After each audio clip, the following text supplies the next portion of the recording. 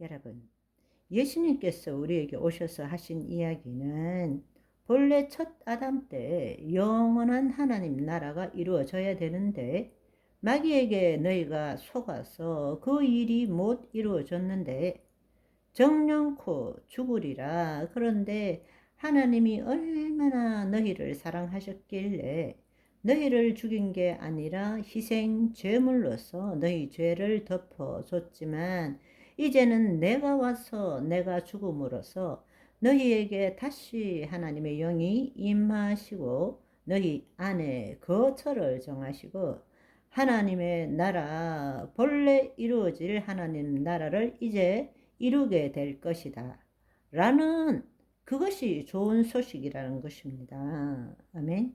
왜 그분이 십자가에 못 박혀 죽으셨는지도 알아야 된다는 이야기입니다. 그래서 우리는 하나님 나라와 의를 통한 창조 목적이 창세기를 통해서 어떻게 시작되었는지, 인간의 타락으로 인해서 어떻게 좌절되었는지, 그리고 아직 오지 않았지만 예수 그리스도를 통해서 성취하실 요한 계시록의 이야기를 통해서 우리는 성경의 나머지 64권에서 그분의 사역과 또 그분이 누구이신지, 그분의 사역에 대한 그림자, 모형, 또 신약에서는 실제로 어떻게 나타났는지를 우리는 보게 된다는 이야기입니다. 따라서 창세기와 요한계시록 안에 예수 그리스도를 보는 것이 바로 복음이라는 것입니다. 다른 말로 예수 그리스도 안에서 다시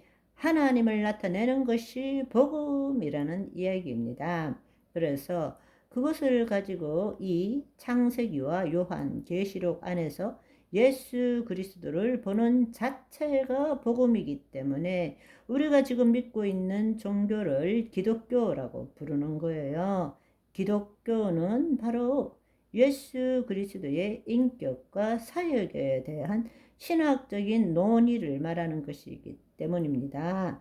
왜 우리가 믿는 종교를 기독교라고 부르는지 그것을 여러분들이 이해해야 한다는 것입니다.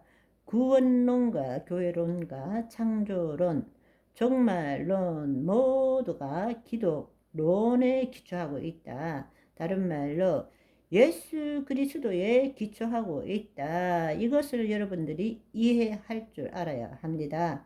그분은 알파이시고 오메가이시고 시작과 마지막이십니다. 아멘. 그래서 그분께서 이 땅에 오셨을 때 엠마오 제자들에게 예수님께서는 모세와 모든 선지자의 글로 시작하여 모든 성경에 쓰여 있는 바 자기에 관한 것을 자세히 설명하시느니라. 그러니까 그 모든 것들에 대해서 말씀하신 것입니다. 그분은 이 땅에 지금도 살아 계시지만 이 땅에 오셔서 죽으셨잖아요. 그렇죠? 그렇지만 그분은 음부와 사망의 열쇠를 가지시고 부활 승천하셔서 오늘도 우리 안에 계시잖아요. 그죠?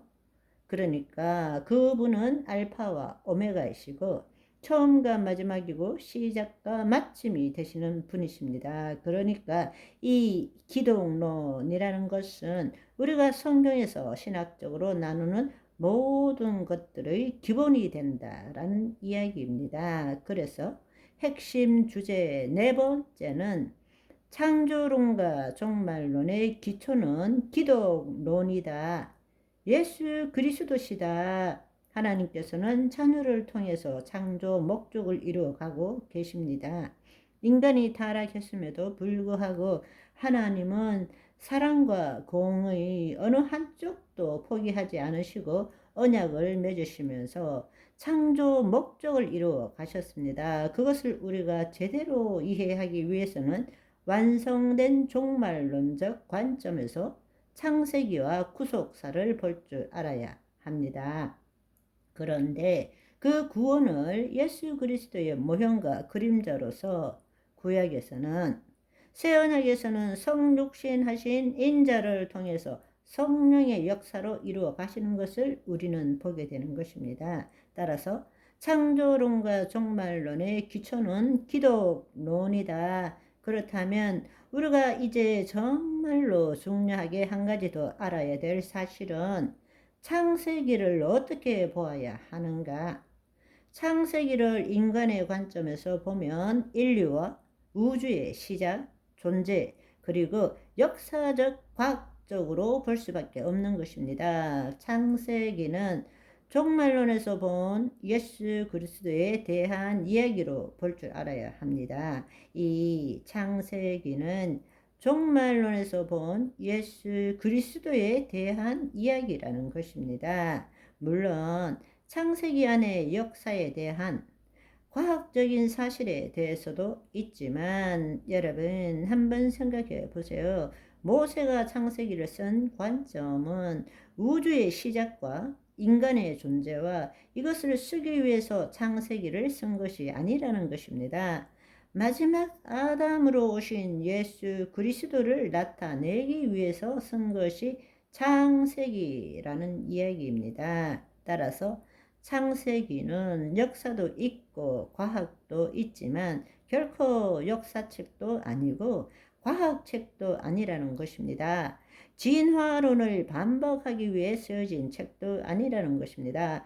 마지막 아담의 모형으로 지음을 받은 첫째 아담의 창조와 실패에 따른 마지막 아담의 존재와 사역을 올바로 알려주기 위한 토대로서 창세기를 썼다라는 이야기예요. 아멘.